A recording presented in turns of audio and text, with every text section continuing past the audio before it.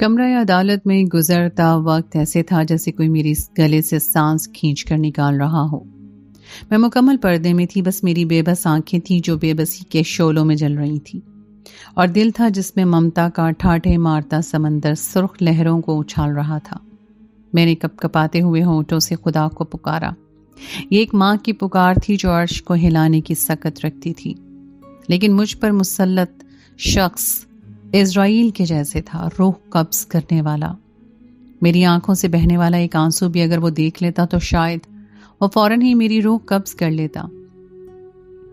حقیقت تو اب مجھے بھی جینے کی کوئی خواہش نہیں رہی تھی، لیکن میری آنکھوں کی پتلیاں اس معصوم جان پر ٹھہری تھی جو محض 5 سال کی عمر میں کٹہرے میں کھڑی تھی۔ کسی بھی دل پر کوئی بجلی نہیں گر رہی تھی، اور آخر گرتی بھی کیسے جب اس کو اس حال میں پہنچانے والے وہی لوگ تھے جنہوں نے اسے جنم دیا تھا۔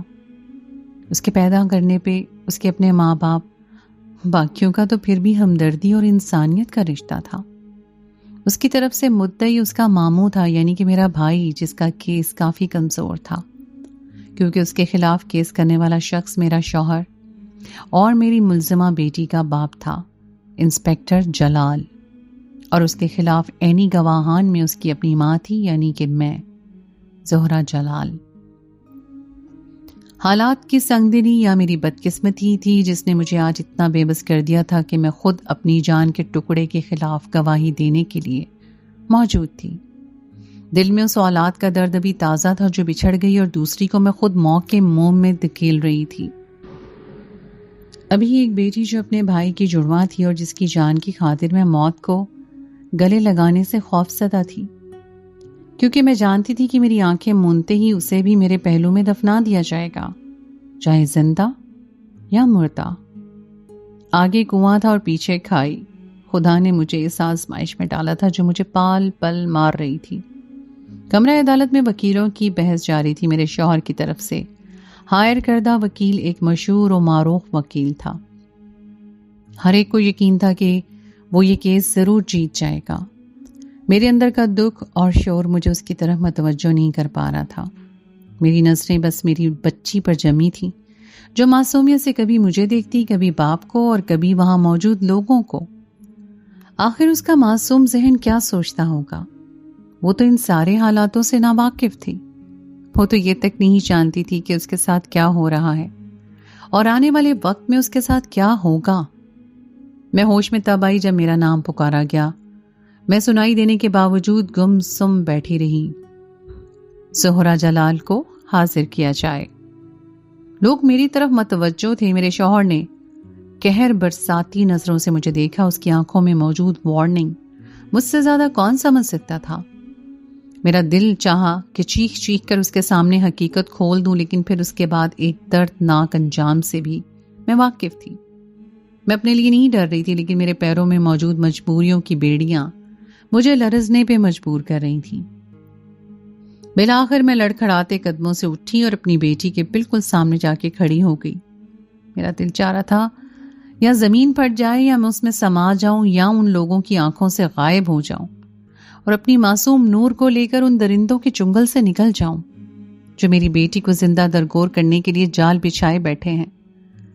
وکیل میری طرف بڑھا اور مجھ سے سوالات کرنے لگا۔ اس کا ہر سوال مجھ پر بجلی بن کے گر رہا تھا۔ میری آنکھوں کے سامنے میری 3 اولادوں کا دکھ تھا۔ جب وکیل نے چپتے ہوئے لہجے میں مجھ سے پوچھا کہ کیا آپ کی بیٹی یعنی کہ ملزمہ نور جلال نے پہلے بھی کئی بار اپنے بھائی کو مارنے کی کوشش کی، میں نے پلکیں اٹھا کر اپنی معصوم بچی کو دیکھا۔ سب کی آنکھوں میں تعصب تھا۔ میرا بھائی مجھے امید بھری نظروں سے دیکھ رہا تھا، لیکن میں نے بے رحمی کی ہر حد پار کر دی۔ جی، میرے لرزتے ہوئے ہونٹوں سے بے رحم لفظ ادا ہوئے۔ میری بیٹی نے ناسمجھی سے مجھے دیکھنے میں مشغول تھی۔ اس وقت میرا کلیجہ منہ کو آ رہا تھا۔ ایک سنگدل باپ کے ساتھ ایک ماں بھی سنگدل ہو گئی۔ کمرہ عدالت میں میری گواہی کے بعد گہرا سناٹا چھا گیا۔ شاید کسی کو بھی اس کی توقع نہیں تھی۔ جج نے مزید کچھ دیر فریقین کے بیانات سنے اور اب وقت تھا فیصلہ ہونے کا۔ میرا دل تیزی سے دھڑک رہا تھا، میرے ہاتھ کپ کپا رہے تھے جب جج کی زبان سے الفاظ میرے لیے سورہ اسرافیل بن کر میرے کانوں میں پھونک دیے گئے۔ میری دعاؤں کا کوئی صلہ نہ ملا، شاید میری کم ہمت ہی نہیں میرے خدا کو بھی ناراض کر دیا۔ تمام ثبوتوں اور گواہوں کو مد نظر رکھتے ہوئے یہ عدالت اس نتیجے پر پہنچی ہے کہ ملزمہ نور جلال نے اپنے چھوٹے بھائی بلال خان کو قتل کر دیا، اور سزا کے طور پہ یہ عدالت ملزمہ نور جلال دختر جلال خان کو سزائے موت سناتی ہے۔ یا اللہ! گویا ایک قہر تھا جو مجھ پر ٹوٹ پڑا۔ وہاں موجود ہر شخص سوائے جلال خان کے سکتے کی حالت میں تھا۔ جج اٹھ کر چلا گیا، عدالت برخاست ہو چکی تھی۔ وہ میری بیٹی کو لے جانے لگے تھے جب وہ خود پر ٹوٹ پڑنے والی قیامت سے انجان بس مجھے دیکھ کر دھاڑے مار کر رو رہی تھی۔ شاید وہ میرے پاس آنا چاہتی تھی۔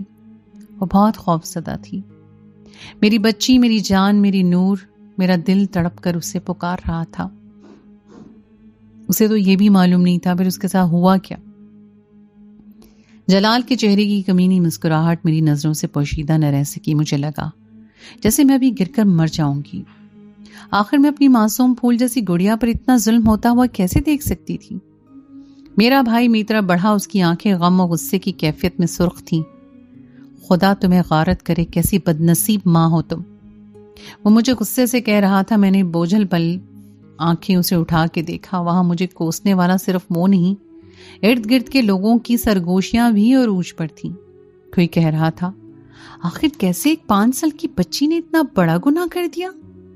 تو کوئی کہہ رہا تھا بیچاری معصوم بچی کے مقدر شاید یہ جلال اور زہرا کی اپنی بیٹی نہیں ہے، ورنہ سگی اولاد کے خلاف ایسے کون کرتا ہے؟ میرا دماغ آہستہ آہستہ معاف ہوتا جا رہا تھا جب مجھے زور کا چکر آیا اور میں منہ کے بل گری، اور اس کے بعد مجھے نہیں معلوم میرے ساتھ کیا ہوا۔ طویل بے ہوشی کے بعد میری آنکھ کھلی۔ میں نے پھٹتے سر سے ادھر ادھر دیکھا۔ کیا یہ کوئی برا خواب تھا؟ میں آہستہ آہستہ مکمل ہوش میں آ رہی تھی۔ ساری باتیں ایک بار پھر میرے ذہن میں گردش کرنے لگیں۔ وہ خواب نہیں تھا، ایک خوفناک حقیقت تھی جو مجھے عیاں ہو رہی تھی۔ میں نے ارد گرد گردن گھما کر دیکھا۔ میرا شوہر میرے پاس کھڑا بیزار نظروں سے مجھے گھور رہا تھا۔ کیا ضرورت تھی تم اتنا تماشا کرنے کی؟ اس کے لہجے کی تلخی کا اثر تو مجھ پر کم ہی ہو رہا تھا، لیکن اب پھر بھی میری آنکھ بھر آئی۔ میں جانتی تھی میرے رونے سے، میری منتوں سے، میری آہوں سے، التجاؤں سے اس شخص کو کوئی فرق نہیں پڑنے والا تھا، لیکن وہ کہتے ہیں نا دکھ بھی قیامت کا تھا۔ شاید اب نہ روتی تو مر جاتی۔ آنسوؤں کو میں نے حلق میں اتار لیا۔ اس کے سامنے مزید آنسو بہانے کا مطلب ایک اور مصیبت کو اپنے سر لینا تھا۔ میں گھر آ گئی، لیکن میرا ذہن ابھی تک وہیں اٹکا تھا۔ نہ جانے میری نور کے ساتھ کیا ہوا۔ اپنی ننھی سی دوسری بیٹی کو اپنی گود میں اٹھا کر میں مسلسل ان کی بدنصیبی پر آنسو بہا رہی تھی۔ میں نے مکمل ارادہ کر لیا تھا کہ اگر میری بچی کے ساتھ ایسا کچھ ہوا تو میں بھی زہر کھا کر اس کے پاس چلی جاؤں گی، اور ساتھ خود ہی اس ننھی جان کی بھی جان لے لوں گی۔ میں جب بھی جلال کے سامنے اس کا ذکر کرتی کہ کم سے کم مجھے ہی بتا دو میری بچی کے ساتھ کیا ہوا، لیکن وہ تو مجھے بری طرح جھاڑ دیتا۔ اس رات بھی وہ واپس آیا تو کچھ فکر مند تھا، نہ جانے اب کون سا گھٹیا منصوبہ بنا رہا تھا۔ وہ اپنے ذہن میں حیران تھا آخر اسے کیا ہوا۔ رات کو میں نے پوچھنے کی کوشش بھی کی، جب وہ بھڑک گیا۔ اب تمہاری اتنی جرأت کہ تم مجھ سے باتیں پوچھو گی؟ اس نے آگے بڑھ کر میرا منہ سختی سے دبوچ لیا۔ جب میں نے گھبرا کر نفی میں سر ہلایا، اس نے مجھے اٹھا کر بیڈ پر پھینکا اور وحشت سے مجھ پہ حاوی ہونے جانے لگا۔ وہ کون سا غصہ مجھ پر اتار رہا تھا۔ میں مسلسل معافیا مانگتی رہی۔ میری چھوٹی سی بچی رو رو کر ہلکان ہو چکی تھی، لیکن اس سے ایک پل بھی ترس نہیں آیا۔ وہ تو جانور تھا، انسانوں کی فہرست سے نکلا ہوا جانور، اور اس رات کے بعد میری نفرت اس کے لیے مزید زور پکڑ گئی۔ میں اسے رو رو کر بد دعائیں دیتی۔ شاید اب میرے بس میں یہی تھا۔ ارادہ کر لیا تھا کہ میں اس شخص سے جس کے لیے میرے دل میں نفرت تھی، نفرت ہے، میں اسے ضرور سبق سکھاؤں گی۔ ایک دن کاش خدا ہی اس کا حساب کر لیتا۔ نہ جانے خدا کیوں خاموش تھا، نہ جانے میری بے بسی کا تماشا دیکھ رہا تھا، یا پھر وہ بھی میرے گناہ کی سزا دے رہا تھا۔ مجھے وہ صبح ہی گھر سے چلا گیا۔ پورا دن میں نے اذیت میں گزارا، اور جب وہ شام کو گھر لوٹا تو وہ اکیلا نہیں تھا۔ یہ میرے لیے ایک اور بہت بڑا جھٹکا تھا۔ اس کے ساتھ موجود میری زندگی میری نور تھی۔ میں کتنی ہی دیر بس بے یقینی سے اسے دیکھتی رہی۔ یہ تو ایک ایسی خواہش تھی کہ جس کے پورا ہونے کی امید ہی میں نے ترک کر دی تھی۔ اتنے دنوں کے بعد وہ سامنے دیکھ کے میں دیوانہ ور دوڑی اور اسے خود میں بھینچ لیا۔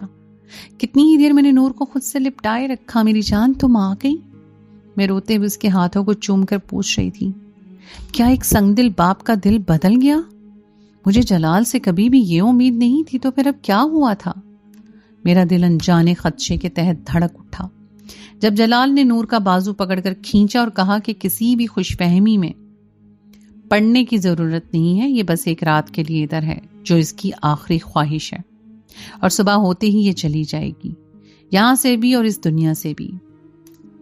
اس کی بات سن کر میرا دل لرز اٹھا۔ وہ کیسا باپ تھا، وہ کیسے خدا کی رحمت کو دھتکار رہا تھا۔ میں بے اختیار اس کے قدموں میں بیٹھ گئی۔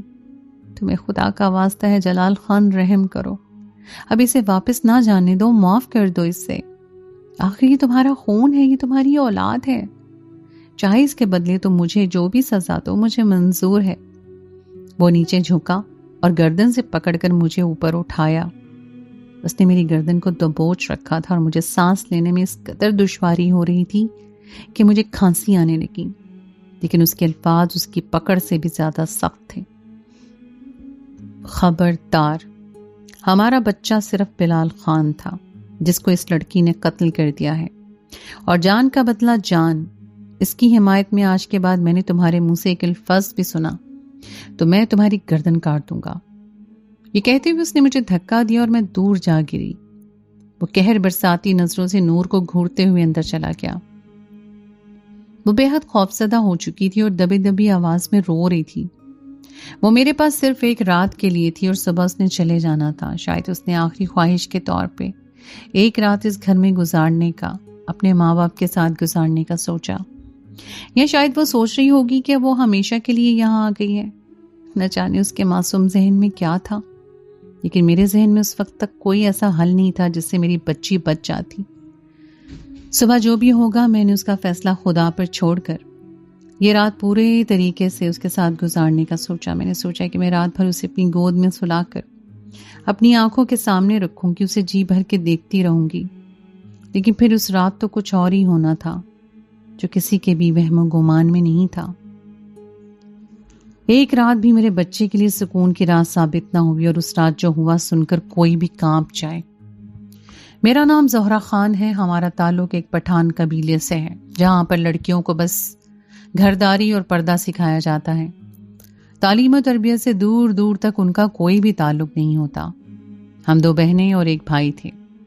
ہمارے والد صاحب کا انتقال اس وقت ہو گیا تھا جب ہم بہت چھوٹے تھے۔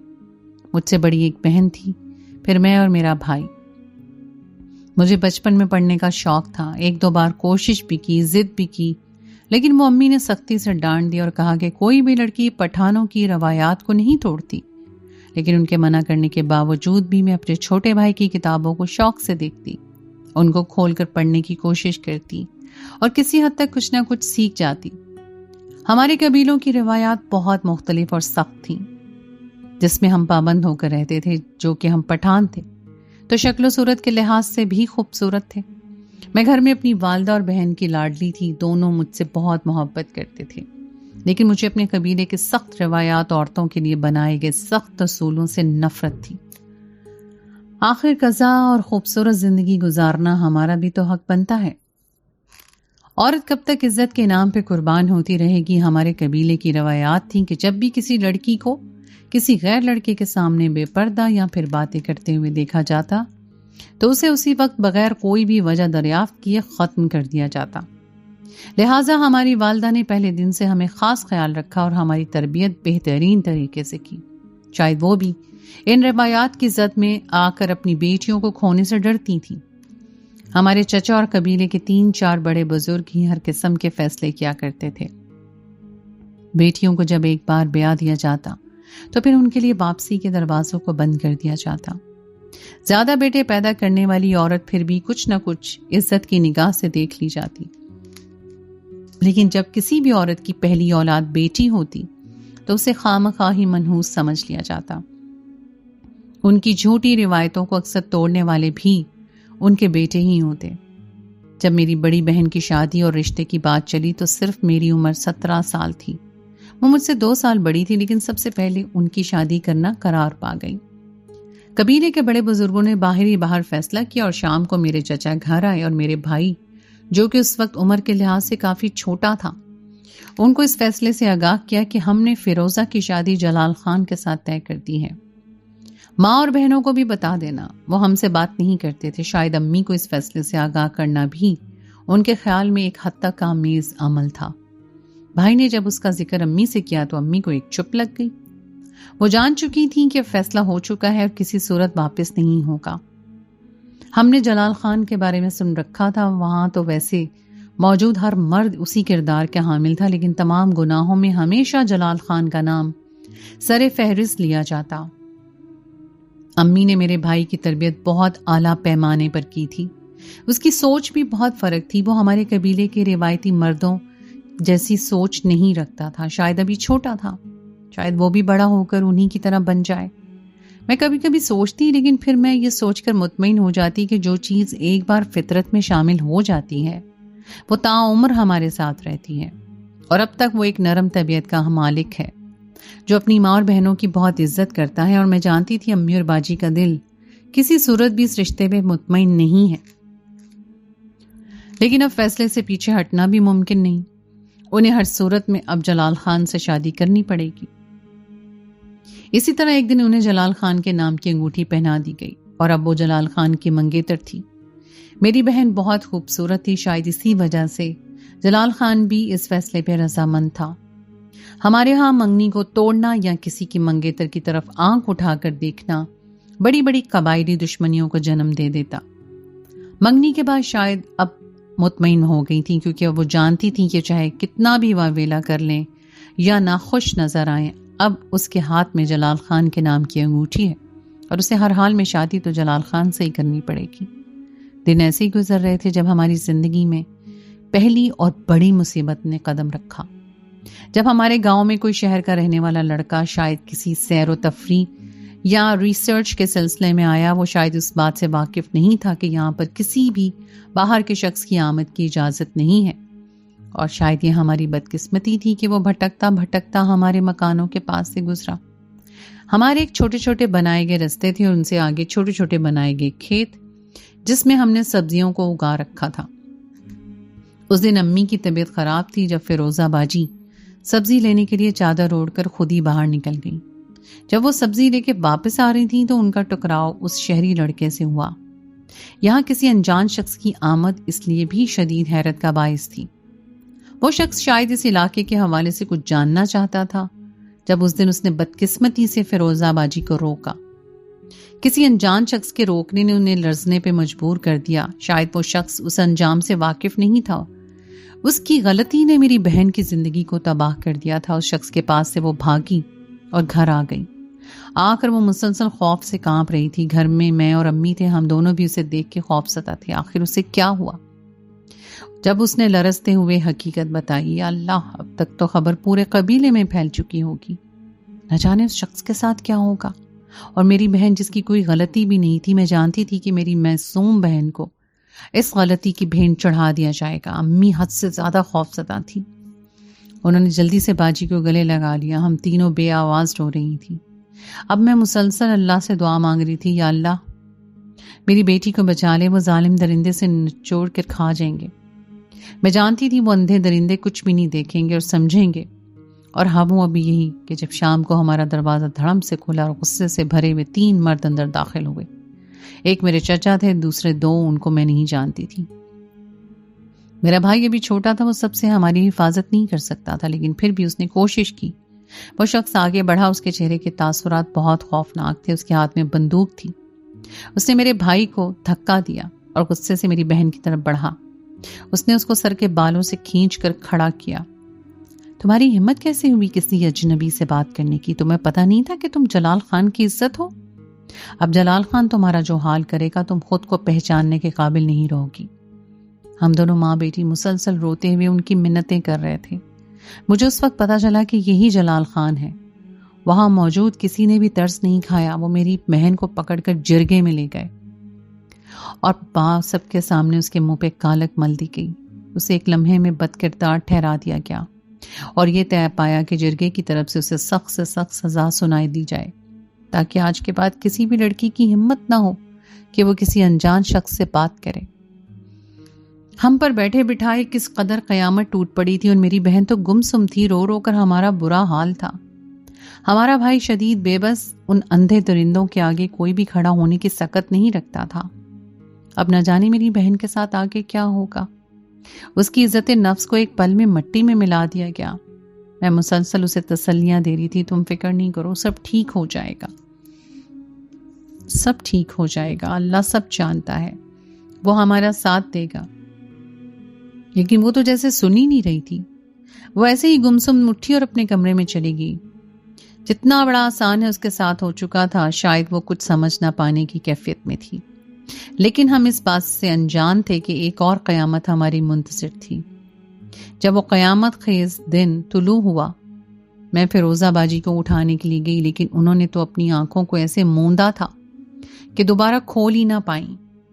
میں نے چیخ چیخ کر انہیں پکارا، مگر وہ ایسے ہی پڑی رہیں۔ اتنی بدنامی اور بدکرداری کے الزام کے بعد وہ شاید مزید جینا نہیں چاہتی تھی، انہوں نے زہر کھا لیا اور ہمیشہ کے لیے اس ظالم دنیا کو الوداع کہہ کر چلی گئی۔ ہم ماں بیٹی رو رو کر ہلکان تھے۔ لوگوں کو تو ان کی موت کے بعد بھی ان پہ ترس نہیں آیا، نہ ہی خدا کا خوف آیا۔ جوان بہن کی موت نے مجھ پہ گہرا صدمہ چھوڑا۔ لوگوں کی باتیں، تانے، حتیٰ کہ ہم سے تعلق تک ختم کر دیا گیا کہ کہیں قبیلے کی باقی لڑکیاں نہ اس راہ پہ چل نکلیں۔ دل چاہا کہ باہر جاؤں، لوگوں سے چیخ چیخ کر پوچھوں کہ تم لوگوں کی جھوٹی روایتوں نے اور بہتانوں نے میری معصوم اور بے قصور بہن کی جان لے لی۔ آخر ان کا قصور کیا تھا؟ امی دن بدن بیمار ہوتی جا رہی تھیں۔ جوان بیٹی کا دکھ ان کو اندر ہی اندر گھائل کر رہا تھا۔ جب ایک شام پھر وہی لوگ ہمارے گھر آئے، ان کو دیکھتے ہی ایک بار پھر نفرت میری آنکھوں میں امڑ آئی۔ ابھی تک ان لوگوں کو چین نہیں آیا تھا جو یہ دوبارہ ہمارے گھر آن ٹپکے ہیں۔ میں کہنے سے باز نہ آئی اور امی نے مجھے ٹوکا، چپ ہو جاؤ، اگر تمہاری باتیں انہوں نے سن لی تو قیامت آ جائے گی۔ اور اس بار وہ جس مقصد کے لیے آئے تھے، سنتے ہی میرے تو بدن میں آگ لگ گئی۔ وہ لوگ ایسا سوچ بھی کیسے سکتے تھے؟ وہ لوگ میری بہن کے قاتل تھے، اور جلال خان جس سے میں نے بے انتہا نفرت کی تھی، وہ چاہتے تھے کہ جلال کی ضد ہے، وہ شادی اسی گھر میں کرنا چاہتا ہے۔ فیروزہ نہ صحیح، زہرہ خان تو ہے نا۔ ہم سب ایک بار پھر حیران و پریشان تھے۔ نہ جانے کس طرح مصیبتوں نے ہمارے گھر کا دروازہ دیکھ لیا تھا۔ ایک کے بعد ایک ہم پر ٹوٹتی جا رہی تھی قیامت۔ میں جانتی تھی کہ جلال خان یہ شادی صرف ضد میں آ کے کر رہا ہے، وہ اپنی نام نہاد عزت کا بدلہ ہم سے لینا چاہتا ہے۔ اس کے خیال میں فیروزہ خان نے اس کے منگیتر ہوتے ہوئے بھی کسی اجنبی شخص سے بات کر کے اس کی عزت کو للکارا تھا، اور یہ بات اسے کسی صورت بھی قابل قبول نہیں تھی۔ اور میں جانتی تھی اس ناکردہ گناہ کی سزا میری بہن نے بھگت لی ہے، اور مجھے ساری زندگی بھگتنی پڑے گی۔ میرے پاس اور کوئی چارہ نہیں تھا، میں کرتی بھی تو کیا؟ میں جانتی تھی کہ میرے انکار پر وہ مجھے زندہ درگور کر دیں گے، اور امی اور بھائی پر تو جو مصیبتیں ٹوٹیں گی وہ الگ۔ میرے پاس کوئی راستہ نہیں تھا، اور اس رات میں نے امی کی انہیں کہہ دیا کہ میں زہر کھا کے مر جاؤں گی، لیکن جلال خان سے شادی نہیں کروں گی۔ اس شخص نے میری بہن کے ساتھ جو کیا ہے میں اسے نہیں بھولی، اور میں یہ بھی جانتی ہوں کہ وہ میرے ساتھ کیا کرے گا۔ امی نے میری بات سنتے ہی میرے سامنے ہاتھ جوڑ دیے کہ تمہیں خدا کا واسطہ ہے زہرا، میں ابھی ایک جوان اولاد کے دکھ سے باہر نہیں نکلی، مجھے جیتے جی مت مارو۔ امی بے بس تھیں اور میرے پاس کوئی بھی راستہ نہیں تھا، میری مشکل کا کوئی حل نہیں تھا، اور ایک بے بسی تھی جو ہم پر مسلط کر دی گئی تھی۔ میں بھائی کو ان سب کے خلاف نہیں جانے دے رہی تھی۔ میں نہیں چاہتی تھی کہ وہ کسی صورت بھی میرے معصوم بھائی کو نقصان پہنچائیں، اور بالآخر وہی ہوا جس کا ڈر تھا۔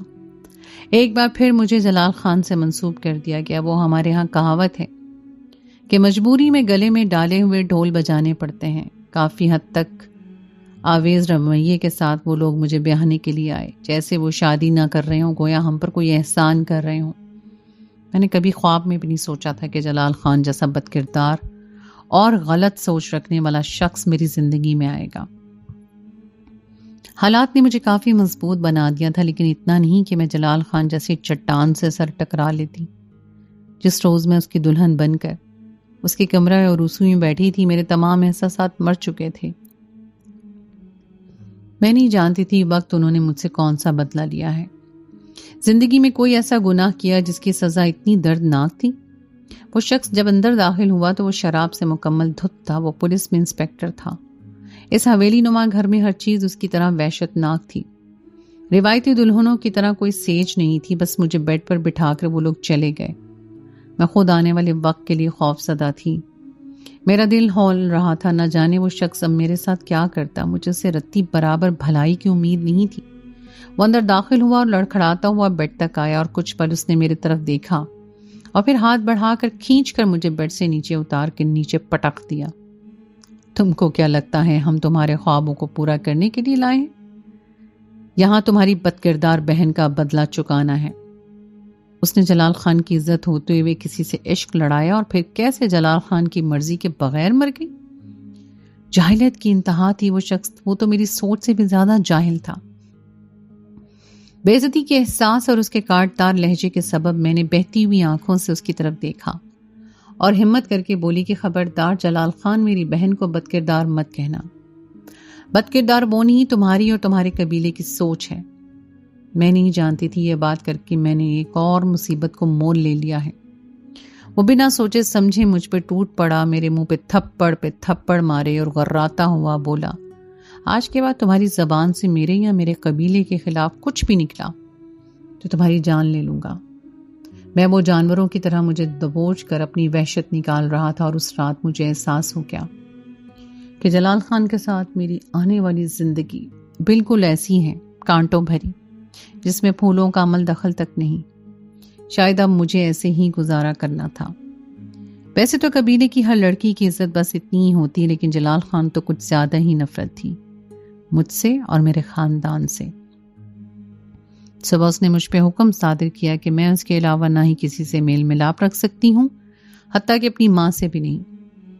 یہ میرے لیے جان لیوا چیز تھی. امی کے بغیر میرا ایک پل نہیں گزرتا تھا، لیکن اس شخص کو ترس نہیں آیا. وہ اپنی بات پہ ڈٹا رہا. ایک دن جب امی مجھے ملنے کے لیے آئیں، لیکن جلال نے مجھے کمرے میں بند کر دیا. میں روتی رہی. میں نہیں جانتی تھی باہر انہوں نے میری ماں کے ساتھ کیا سلوک کیا. میرا دل زخمی تھا. کم سے کم میں ایک آخری دفعہ امی سے ملنا چاہتی تھی، لیکن کیا کرتی. وہ درندہ صفت انسان اپنی درندگی دکھانے سے باز نہیں آیا. رو رو کر میرا برا حال تھا. پوری رات میں روتی رہی. جب صبح وہ کمرے میں آیا اور میری طرف دیکھ کے طنزیہ مسکرایا. مجھے اس کی مسکراہٹ عجیب لگی، لیکن میں نے کچھ بھی نہ پوچھا. آخر پوچھتی بھی تو اس نے کون سا مجھے بتا دینا تھا. 2 دن خاموشی سے گزر گئے.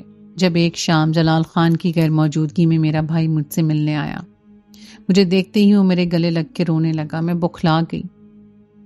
اس کی حالت دیکھ کے میرا دل کاٹ رہا تھا. زبیر اب تم واپس چلے جاؤ، یہ نہ ہو کہ جلال تمہیں دیکھ لے.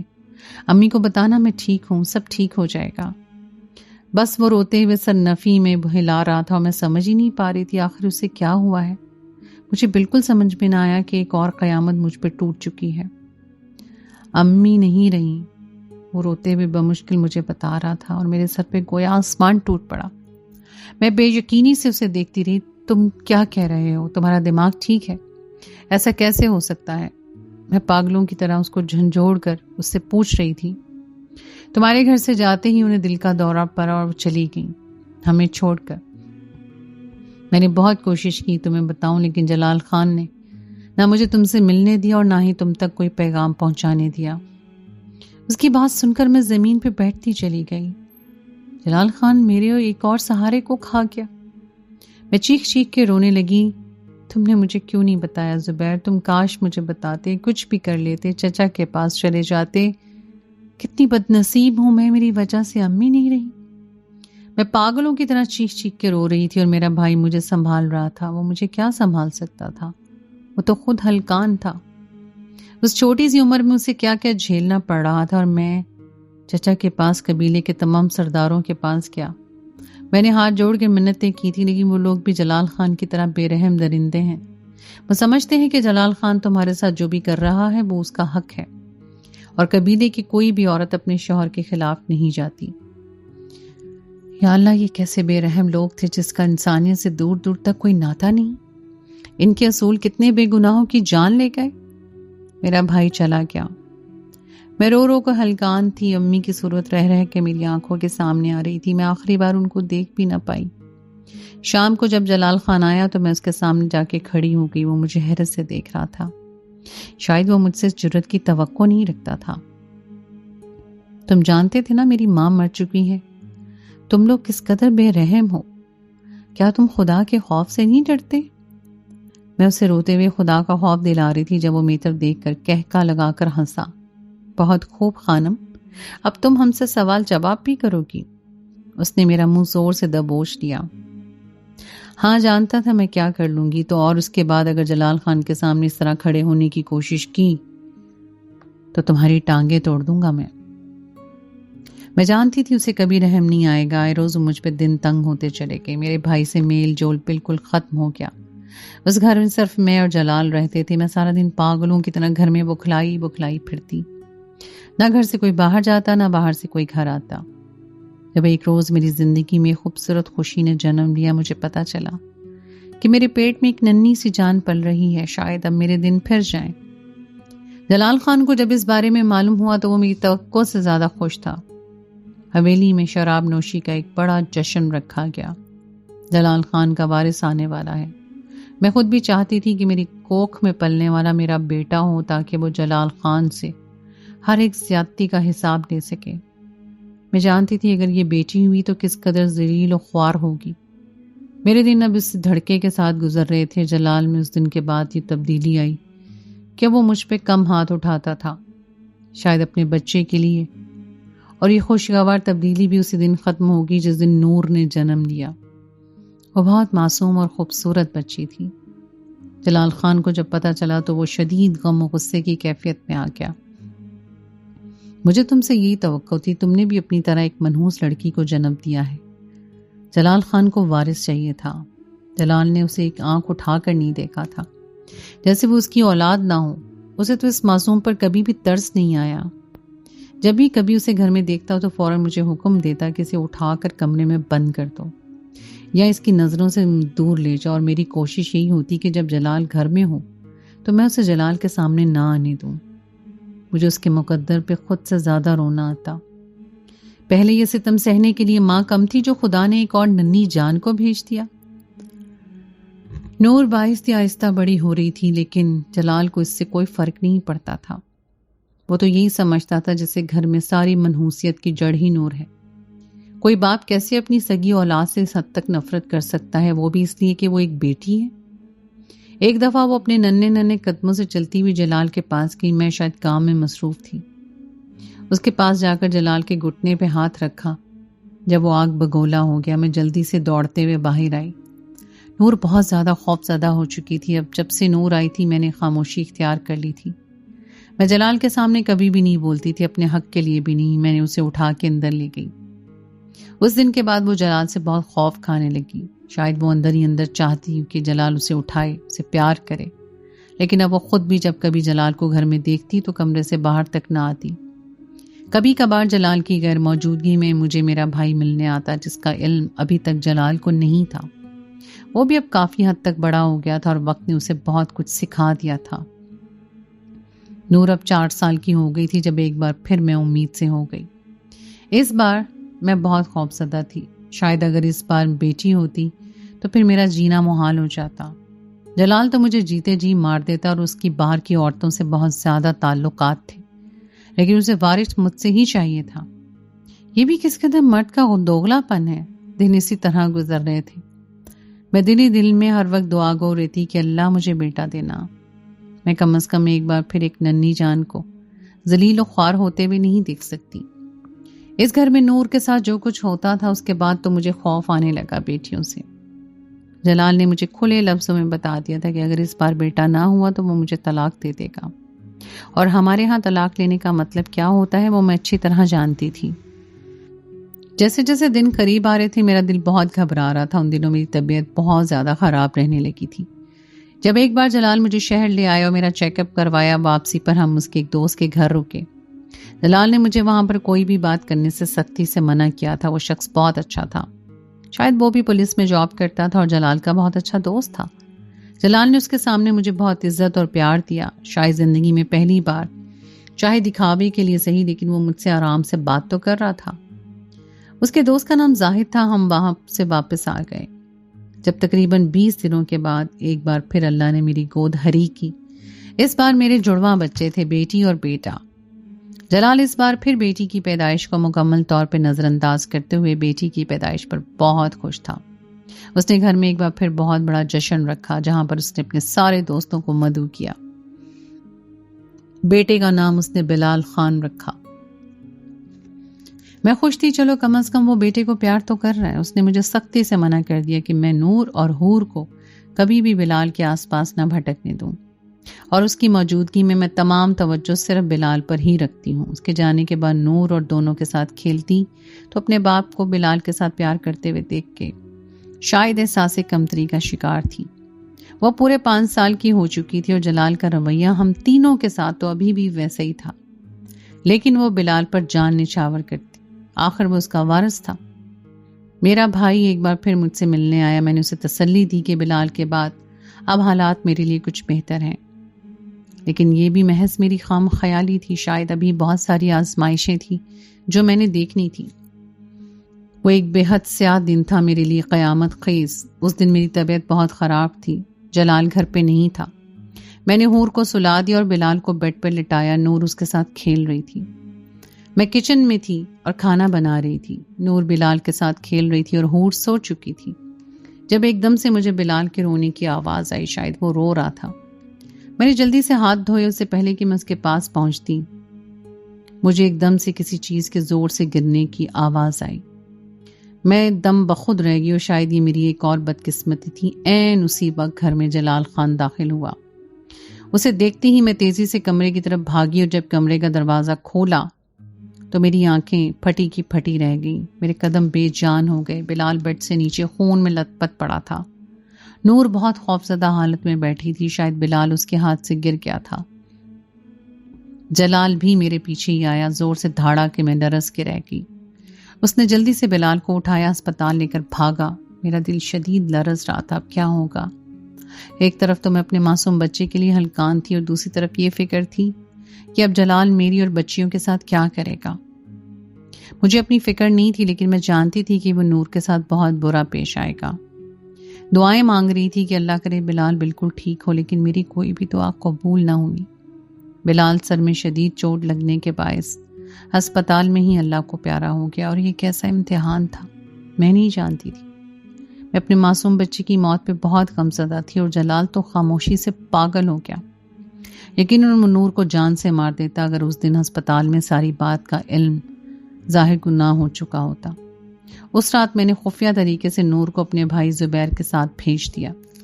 جلال خان نے نور پہ FIR درج کروا دی تھی۔ وہ ہر صورت اسے سخت سے سخت سزا دلوانا چاہتا تھا۔ اس نے مجھے مار مار کر ہلکان کر دیا، لیکن میں نے زبان نہ کھولی کہ نور کی طرح۔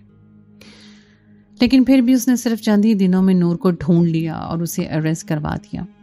اس نے مجھے یہ وارننگ دے دی کہ اگر میں نے نور کے خلاف گواہی نہ دی تو وہ حور کو بھی اسی طرح دردناک طریقے سے مارے گا اور میری نظروں کے سامنے ہی زبیر کی بھی جان لے لے گا۔ میں بری طرح پھنس چکی تھی، میرے پاس کوئی راستہ نہیں تھا۔ جب میں نے اسی دن اپنی جان سے پیاری بیٹی کے خلاف گواہی دے دی، اس کی طرف سے مدعی زبیر بنا تھا۔ وہ ہر صورت یہی چاہتا تھا کہ نور بچ جائے۔ میں جانتی تھی نور کبھی بھی ایسا نہیں کر سکتی، وہ تو بلال کو اپنی جان سے زیادہ پیار کرتی تھی، اور وہ تھی بس 5 سال کی معصوم بچی۔ یہ بس ایک حادثہ تھا جس کے باعث بلال اس دنیا میں نہ رہا، لیکن جلال تو یہ سب کچھ ماننے کے لیے تیار نہیں تھا۔ اس نے اپنے پیسوں سے کہیں ایک آفیسرز کو بھی اپنے خلاف شامل کر لیا، اور شاید نور کو سزائے موت کے بعد اسے آخری خواہش کے طور پہ صرف 1 دن اور 1 رات کے لیے ماں باپ کے پاس بھیجا گیا۔ جلال خان کو بھی مجبوراً اسے یہاں لانا پڑا۔ یہ میرا ایسا امتحان تھا۔ جلال کو وہ ایک پل کے لیے بھی یہاں برداشت نہیں تھی، لیکن وہ پھر بھی لے آیا۔ اس کے دماغ میں چلتے شیطانی منصوبے سے میں انجان تھی۔ جب ایک بار پھر وہ سیاہ رات آئی، میں نے سوچ لیا تھا یہ نور کے ساتھ میری آخری رات ہے۔ میں نے اس کو اپنی گود میں سلا لیا اور میرے آنسو میری آنکھوں سے بہہ رہے تھے۔ میں مسلسل دعا گو تھی، اے پروردگار کوئی حل نکل آئے، کوئی حل نکل آئے اور میری بچی بچ جائے۔ جلال شام سے باہر تھا۔ میں نے سمجھ لیا کہ شاید اب وہ صبح ہی آئے گا۔ اس کا ارادہ اب گھر آنے کا نہیں ہے، لیکن جب آدھی رات کو وہ گھر آیا وہ نشے کی حالت میں تھا۔ اس نے کمرے کا دروازہ دھکیلا اور اندر داخل ہوا۔ اس کی حالت دیکھ کے مجھے اس خوف آ رہا تھا۔ وہ شاید بیڈ پر میرے اور نور کے پاس بیٹھ گیا۔ دونوں بچیاں سو گئی تھیں. وہ مسلسل غضبناک نظروں سے نور کو دیکھتا رہا. میں تو خود اس کی نظروں سے خوف زدہ تھی. وہ اس کمبخت لڑکی کی وجہ سے بلال چلا گیا. میرا بلال خان، میرا وارث. وہ پاگلوں کی طرح بڑبڑا رہا تھا. اس کے باوجود یہ یہاں موجود ہے بلال خان کی جگہ پر. یہ بس ایک رات کے لیے یہاں ہے. جلال خان صبح اس نے چلے جانا ہے. خدا را اسے کچھ مت کہو، اس پہ رحم کھاؤ. یہ تمہاری اولاد ہے، اور جو کچھ بلال کے ساتھ ہوا اس نے جان بوجھ کر نہیں کیا. وہ ایک حادثہ تھا. میں مسلسل روتے ہوئے اس کی منتیں کر رہی تھی، مگر شاید وہ میری بات نہیں سن رہا تھا. اس نے ہاتھ بڑھا کر نور کو مجھ سے چھین لیا. وہ جاگ چکی تھی اور خوف سے رونے لگی. اسے چھوڑ دو، اسے چھوڑ دو جلال خان. میں مسلسل اس کی منتیں کر رہی تھی، اور وہ وحشت ناک نظروں سے میری بچی کو دیکھ رہا تھا. نہ جانے اس کے دل میں رحم کیوں نہیں آیا. اس کی بے رحمی کتنے لوگوں کو نگل گئی، اور میں جانتی تھی وہ اب نور کو بھی نہیں چھوڑے گا. وہ اسے جان سے مار دے گا. اور ایسا ہی ہوا. اس نے نور کو بیڈ پہ لٹایا اور سختی سے اس کا گلا دبانے لگا. اس کی آنکھیں ابل کر باہر آ رہی تھیں. میں مسلسل روتے ہوئے اس کی منتیں کر رہی تھی، لیکن وہ شراب اور غرور کے نشے میں اس قدر دھت تھا کہ میری کوئی بھی بات نہیں سن رہا تھا. مجھے یقین ہو گیا کہ اگر کچھ دیر اس نے اور اسی طرح اس کا گلا دبائے رکھا تو میری بچی بچ ہی نہیں پائے گی. جب میں پلٹی اور گلدان اٹھا کر زور سے اس کے سر پہ دے مارا. اسے شاید اس چیز کی توقع نہیں تھی. اس نے سر پہ ہاتھ رکھ کے پلٹتے ہوئے مجھے دیکھنا چاہا. جب میں نے ایک بار پھر گلدان اس کے سر پہ مارا، سرخ مادہ اس کے سر سے بہنے لگا. وہ فرش پہ بیٹھ گیا اور سر کو پکڑ کر میری آنکھوں کے سامنے فیروزہ کا چہرہ لہرایا. میں نے ایک بار پھر اسے گلدان مارا. میری آنکھوں کے سامنے میری ماں تھی. میری آنکھوں کے سامنے مجھ پر کیے گئے ظلم تھے، اور میری آنکھوں کے سامنے بلال کا پھٹا ہوا سر تھا. میری آنکھوں کے سامنے میری بیٹیوں کی احساس کمتری تھی. میں نے گلدان اس کے سر پہ مار مار کے اس کا سر کچل دیا. وہ اپنے گناہوں سمیت اس دنیا سے چلا گیا. صبح تک یہ بات ہر جگہ پھیل گئی. میرے ساتھ جو بھی ہوتا، لیکن میں نے اس شخص کو اپنے انجام تک پہنچا دیا تھا. اگر وہ انجام تک نہ پہنچتا تو نہ جانے کتنے لوگوں کی جانیں لے لیتا. میں نے خود کو خود ہی پولیس کے حوالے کر دیا. میرے بیانات کے بعد نور کو بری کر دیا گیا. میری بچیاں میرے بھائی کے حوالے تھی. میں جانتی تھی کہ وہ جلال خان کے خلاف ثبوتوں کی وجہ سے میں بھی جلد رہا ہو جاؤں گی. میں نے خود کو قید کروا لیا تھا، اس یقین کے ساتھ کہ میں نے خاندان کی باقی عورتوں کو نام نہاد مردوں کے چنگل سے آزاد کروا لیا ہے.